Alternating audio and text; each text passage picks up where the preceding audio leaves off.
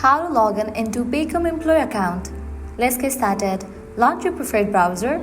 At the top, you're gonna see the search box. Type in Paycom Employee Login and then search for it. Different website links will appear. Navigate to this one website option, paycom.com. Open it. With that, you will be directed to the official website of it. Once you're in the website, at the top right corner, you're gonna see the option of login. Go ahead and click on that option. With that, you're gonna get different options to log in: client, employee, or accountant. Go ahead and click on the option of employee. With that, you'll be directed to the login page. Now from here, you can easily get access to your account. All you have to do is provide the credentials. So go ahead and type in your username, then type in the password, then type in the last 4 digits of SSN or PIN. In the case you have forgotten the email address or the username, you can go ahead and click on these options to recover it. After you provide all the details, click on login, and just for that you will be logged into your employee account.